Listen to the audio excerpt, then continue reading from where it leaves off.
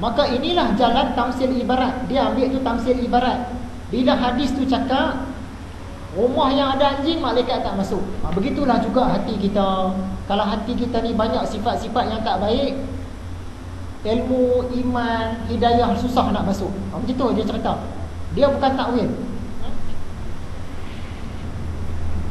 Inilah tamsil ibarat, jalan yang ditempuh oleh para alim ulama dan orang-orang baik kepada pengertian dari tamsil ibarat. Kata orang-orang soleh semua buat macam ni, tamsil ibarat, bukannya dia takwil.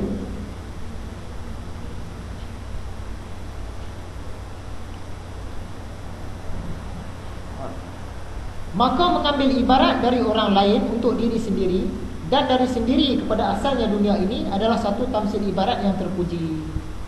Jadi hadis Nabi itu cerita rumah yang ada anjing, malaikat tak masuk. Jadi kita ambil ibarat. Kalau hati kita macam tu lah juga, no? Kalau hati kita penuh sifat marah, sifat dendam, sifat nak perkena orang, busuk hati, tak masuklah hidayah. Dia macam tu. Bukan dia kata anjing tu tadi sifat marah, rumah tu tadi hati dah. Maka anda ambil jugalah menjadi ibarat dari rumah, iaitu pembangunan dari manusia kepada hati, dengan kepada sebuah rumah yang dibangun oleh Tuhan.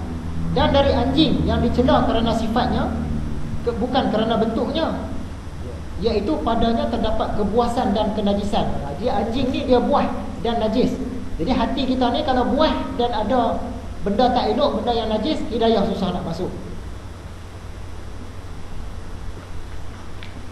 Ketahuilah bahawa hati yang penuh dengan kemarahan, hati yang penuh sifat marah, loba kepada dunia, bersifat anjing, iaitu mencari dunia dengan rakus, koyak-koyak kepentingan orang lain sebab nak kaya dia ni, dia perkena orang lain, koyak kesenangan orang lain, adalah anjing dalam erti dan hati dalam bentuk. Orang yang bermata hati memerhatikan erti bukan bentuk. Dalam kitab yang lain Imam Ghazali dia cerita, saya lupa kitab yang mana, bila satu orang jahat ni dia masuk dalam kubur, di dalam kubur tu dah menunggu dah ular yang nak membelit, yang nak menggigit dia. Betul ke ada ular? Bila kita jenguk tak ada apa pun. Kata Imam Ghazali, bukan ular yang tu, ular yang pengertian. Ular tu tadi ialah pengertian kepada diri orang tu. Sifat orang tu selama hari ni, sifat dia macam mana, yang tu lah akan menjadi ular yang akan membelit dia di dalam tu. Dia ada kias ibarat dia di situ. Kalau kita nak cari ular tu tak jumpa. Nak tengok ada ular tak? Sebenarnya ular tu tadi sifat-sifat dia di dalam tu dah takut dah. Dibeli oleh sifat-sifat dia tu tadi. Tu maksud ular. Dan erti tersembunyi dalam bentuk. Di akhirat, bentuk itu mengikut erti, dan ertilah yang menang. Dari itu masing-masing orang dibangkitkan dalam bentuknya yang maknawi. Contohnya, orang tu bersifat serigala masa dunia ni, kira nak merobek hak orang je. Dia dibangkitkan nanti dalam rupa serigala. Macam itulah maksud dia. Serigala berdasarkan keadaan orang tu. Jika anda mengatakan bahawa banyaklah pelajar yang rendah budi, yang perangai tak elok, tapi memperoleh pengetahuan, maka tahulah anda kiranya bahawa alangkah jauhnya ilmu itu dari ilmu yang sebenarnya, yang berguna di akhirat, yang membawa kebahagiaan. Dia tu tak sembahyang pun, dedah aurat pun, duk berkawan dengan lelaki sana sini, pesta sana sini, tapi pandai jadi doktor, pergi belajar luar negara, rambut merah menyala apa semua, pandai. Dia kata macam tu. Kata Imam Ghazali, memang ada orang perangai tak elok tapi dia dapat ilmu pengetahuan, tapi ilmu pengetahuan dia tu tak akan dapat tolong dia di akhirat. Kita tengok, masa di Malaysia ni baguslah, pakai tudung apa semua baik, tertib, lembut. Bila pergi belajar luar negara, hilang semua. Semayang pun dah ke mana kan, rambut pun dah buka, dah jadi merah dah, merah menyala, kena racun. Seluar pun dah ketat. Itu macam tu jadi doktor. Ni yang tudung-tudung ni tuk kan, pergi semayang semua ni, jadilah orang kampung lekeh je.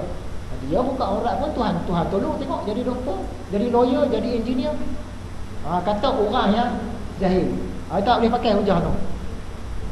Sama juga hujah orang kata, alah orang kafir ni tak semayang, tak masuk Islam pun kaya, hidup mewah, kereta besar, harta banyak, sihat pun sihat. Yang kita duduk semayang semua, apalah dapat hidup miskin je, tak sihat pun tak sihat, orang hina pun orang hina.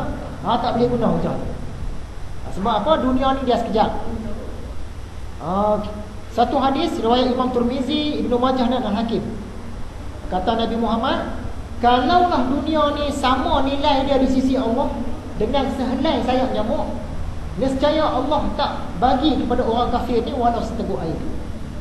Kalaulah dunia ni di sisi Tuhan adalah sebesar sayap nyamuk, maksud dia orang kafir tak boleh dapat lah, seteguk air pun tak dapat.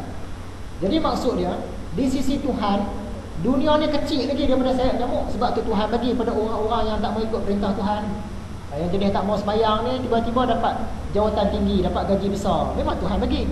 Sebab apa? Benda tu kecil di sisi Tuhan. Orang yang beriman ni walaupun hidup susah di dunia ni, tapi di akhirat nanti dia dapat luah. Nak banding dengan sayap nyamuk tadi, dia dapat seluas alam ni lah, banding dengan sayap nyamuk. Nak habis lah. Berkata sebahagian mereka, sesungguhnya ilmu itu ialah takut kepada Allah, kerana firman-Nya dalam surah Fatir ayat 28, sesungguhnya yang takut kepada Allah daripada hamba-Nya ialah ulama. Ulama ni daripada kata ilmu. Ilmu, ulama, alim, daripada kata dasar yang sama. Jadi orang yang ulama ni dia takut kepada Allah. Jadi kalau kita nak kata dia tu belajar luar negara tu, balik-balik jadi lawyer, tak pakai tudung pun, tak sembahyang pun, rambut merah, rambut kuning semua ada, itu tak dikira berilmu di sisi Tuhan. Sebab berilmu ni dia mesti takut kepada Allah. Ni tak takut kepada Allah, dia lawan pula Tuhan, dia promosi pula, masuk televisyen promosi pula dia tak takut ke dia ni. Tak boleh. Jadi pelajaran yang akan datang masuk kepada adab belajar yang kedua. Ini baru adab belajar yang pertama.